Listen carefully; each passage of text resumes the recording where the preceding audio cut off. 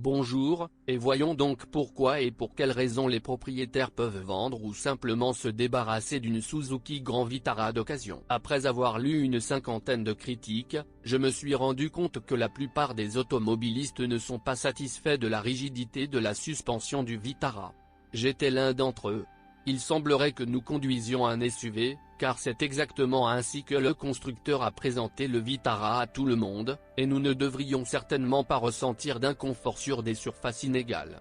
Mais en marchant, je sentais chaque bosse, chaque nid de poule et chaque caillou sur mes vertèbres. Il ne peut être question ici de bon fonctionnement. Ce n'est qu'à charge maximale que ces échos apparaissent. Je pensais que j'étais le seul à être pointilleux et juste sceptique. Mais lorsque les 4 personnes dans la voiture ont dit la même chose, tout s'est mis en place. Mais il y a aussi un plus dans la rigidité du châssis, c'est la contrôlabilité. Oui, nous ne sommes pas dans une voiture de course, mais le Vitara n'a pas le roulis et l'orniérage de ses frères et sœurs.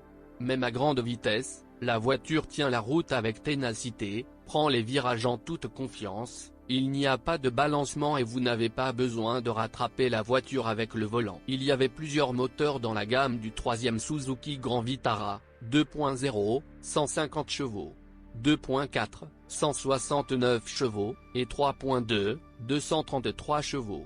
Les moteurs de 2 et 2,4 litres sont les plus populaires du marché. En substance, ce sont les mêmes, juste 2.4, c'est un peu plus ennuyeux.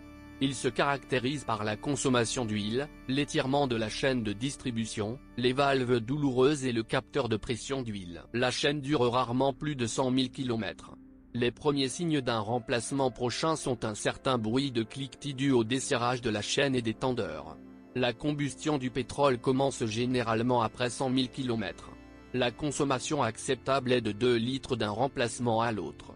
Si vous ne prenez pas au sérieux cette procédure et ce contrôle de niveau, les réparations sont garanties. Les moteurs souffrent du réglage des soupapes en raison du manque de compensateurs hydrauliques.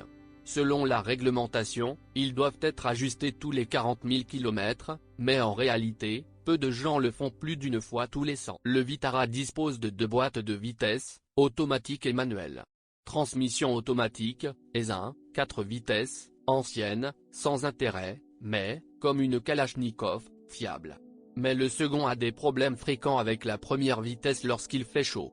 Il y a plusieurs raisons, un embrayage en panne, une mauvaise huile, de l'air dans le système et un synchroniseur défaillant. L'avantage le plus important du Suzuki Grand Vitara est l'endurance. Vous pouvez inventer des légendes sur sa fiabilité, et ce sera la pure vérité. Bien sûr, la voiture a des problèmes, mais ils sont très peu nombreux. L'apparence du Suzuki Grand Vitara 3 plaira à tout le monde. Elle est ennuyeuse et ressemble à une congère.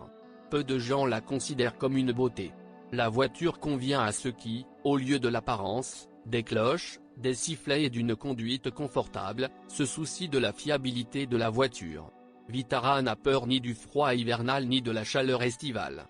Cependant, vous n'aimerez peut-être pas les pièces de rechange coûteuses et la consommation élevée, même sur un moteur de 2 litres.